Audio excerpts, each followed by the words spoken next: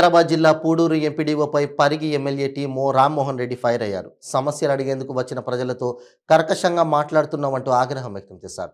తమ దగ్గర రికార్డులు కూడా ఉన్నాయని, ఎంపీడీఓ తీరుపై తమకు ఫిర్యాదులు అందాయని, పనిచేయని వారిని పక్కకు తప్పించాలని స్వయంగా సీఎం రేవంత్ రెడ్డి ఆదేశించారని గుర్తు చేశారు. ప్రభుత్వ కార్యాలయాలకు వచ్చే ప్రజలు దేవుళ్లతో సమానమని, కష్టాలతో వచ్చిన వారికి మర్యాదపూర్వకంగా మాట్లాడాలన్నారు. అధికారులు అవసరమైతే 18 గంటలు పనిచేయాలని, ప్రజలకు అర్ధరాత్రి అయినా సరే పనిచేయడానికి సిద్ధంగా ఉండాలని పేర్కొన్నారు. ఎల్ఓసికి ₹1 కూడా ఎవరు చెల్లించకూడదని ఎమ్మెల్యే టీ రామ్మోహన్ రెడ్డి తెలిపారు. ఎంపీడీఓ గారికి, ఇక్కడికి విచ్చేసిన మిగతా అధికారులకు, సర్పంచ్లకు, ఎంపీటీసీలకు, మీడియా మిత్రులకు, పోలీస్ వారికి, లబ్ధిదారుల కష్టాల్లో ఉన్న వాళ్ళను ఆదుకోవాలి అన్న ఉద్దేశంతో ప్రభుత్వం నడుస్తుంది. అదేవిధంగా అధికారులకు కూడా చెప్తున్నాము, కొద్దిగా మీరు మర్యాదగా మాట్లాడి, నా దగ్గర రికార్డ్స్ ఉన్నాయి. మన ఎంపీఓ గారు చాలా కర్కశంగా మాట్లాడుతున్నారు, నా దగ్గర రికార్డ్ చేసి పంపించారు. అట్లా మరొకసారి రావద్దు నా దగ్గర కంప్లైంట్ మీకు చెప్తున్నాను. ఎందుకంటే వీళ్ళే దేవుళ్ళ లాంటి వాళ్ళు ఉంటేనే మనం ఉన్నాం ఈరోజు. వాళ్ళు లేకుంటే మనం లేమే, ఈ కుర్చీల మీద లేము మనం. కానీ వాళ్ళు ఏదో కష్టాలు ఉండి వాళ్ళు వచ్చినప్పుడు వాళ్ళతో మర్యాదగా మాట్లాడాలి, వాళ్ళకి పనులు చేయాలి.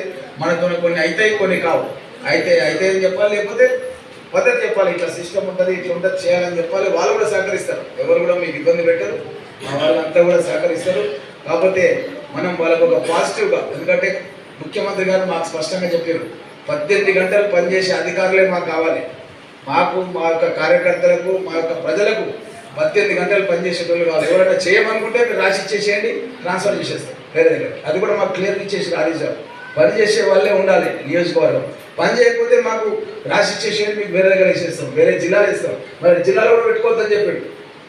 ఒక జిల్లాలో పక్క కాన్స్టిట్యూన్సీలో తీసుకోవద్దని చెప్పాడు.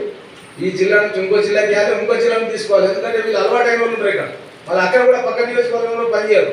కాబట్టి ఇక్కడ ఉన్న అధికారులకు అందరూ కూడా చెప్తున్నాం, మీరు ప్రజలు ఏ విధంగా కోరితే ఆ విధంగా చేయాలి. ప్రజలకు సాయం చేయడానికి మనం ఉన్నాం. ఇది ప్రజాప్రభుత్వం. మేము రాగానే ప్రజాభవన్ తెరిచినాం, ఖరీలో కూడా ప్రజాభవన్ తెరిచాం. ప్రజలకు ఎప్పటికీ అందుబాటులో ఉంటాం. ప్రజలకు ఏ అవసరం ఉన్నా అర్ధరాత్రి అయినా సరే పని చేయడానికి కాంగ్రెస్ ప్రభుత్వం సిద్ధంగా ఉంటుందన్న విషయాన్ని మీకు అందరూ కూడా తెలియజేస్తూ, ఈరోజు ఈ యొక్క షాదీ ముబారక్ కార్యక్రమాన్ని ఇంకా ముందుకు తీసుకెళ్ళడానికి కాంగ్రెస్ ప్రభుత్వం ₹1,16,000 పాటు 1 తులం బంగారం కూడా ప్రతి ఒక్క కళ్యాణ చేసుకున్నటువంటి మహిళలకు ఇవ్వాలన్నది కూడా నిర్ణయం చేసింది. కాకపోతే దురదృష్టవశాత్తు ఇప్పటికల్లా అమలు కూడా చేసేస్తుంటుంది. నెల రోజులే అయింది ప్రభుత్వం, మీకు తెలుసు. దగ్గర ₹6,71,000 కోట్ల అప్పుతో మనకి ప్రభుత్వం అప్పచెప్పారు. సోనియా గాంధీ గారు ₹16,000 కోట్ల సర్ప్లస్ బ్యాంక్ బ్యాలెన్స్ పెట్టించింది ఖజానా. ఈరోజు ₹6,91,000 అప్పుతో ఉంది. ఇప్పుడు ఇంకా మేము వెతుకుతా ఉంటే ఇంకా దొరుకుతున్నాయి మాకు. ఎక్కడ పోయినా సరే లెక్కలు తీసుకున్న కొద్దికి ఇంకా అది యాడ్ అవుతుంది, అది 10 లక్షల కోట్లకు పోతుందేమో అనిపిస్తుంది. కాబట్టి దానిపైన ఇంకా న్యాయ విచారణ కూడా ఆదేశిస్తున్నాం. అది ఎక్కడి వరకు ఉందో చూడాలి.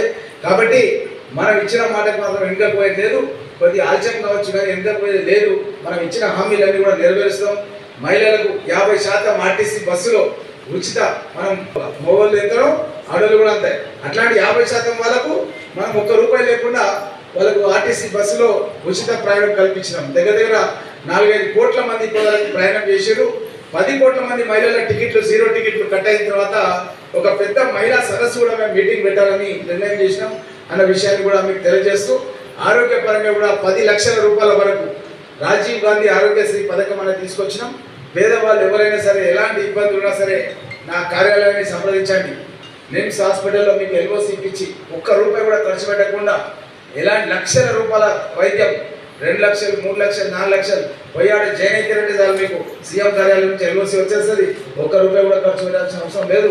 ఇక్కడ మీరు కార్యకర్తలతో ఉన్నారు. ఎవరైనా మన వాళ్ళకి ఏమైనా ఇబ్బంది ఉంటే వెంటనే నా కార్యాలయాన్ని సంప్రదించాలి. ఖాళీ కొటేషన్ తీసుకొని ఇస్తే చాలు, వెంబడి వాళ్ళకు శాంక్షన్ చేపిస్తాం. బిల్ అంతా కూడా గవర్నమెంటే కడుతుంది, ఎవరు కూడా కట్టాల్సిన అవసరం లేదన్న విషయాన్ని కూడా తెలియజేస్తూ, ఇంకా మునుముందు ఇంకా వేరే పథకాలకు కూడా దరఖాస్తులు తీసుకున్నాం. కంప్యూటరైజేషన్ కూడా అయిపోయిందమ్మా, తహసీల్దార్ము అయిపోయింది. కంప్యూటరైజేషన్ కూడా చేసినాం. కాబట్టి తొందరలోనే ప్రభుత్వానికి నివేదిక ఇచ్చి తొందరలోనే దీనికి అన్ని విధాలా కూడా బెనిఫిషరీస్ ఎవరైతే ఉన్నారో వాళ్ళందరినీ కూడా మేము తప్పకుండా ఐడెంటిఫై చేసి మొదటి ప్రిఫరెన్స్ సమాజంలో అట్టడుగు వర్గాల వాళ్ళకి, పేదవాళ్ళకి ఇస్తామన్న విషయాన్ని కూడా మీకు అందరూ కూడా తెలియజేస్తూ, అదేవిధంగా నేను ఎన్నికల్లో గెలవక ముందు మరియు వేదికలకు చెందిన రాజకీయ నాయకులు, అభిమానులారా,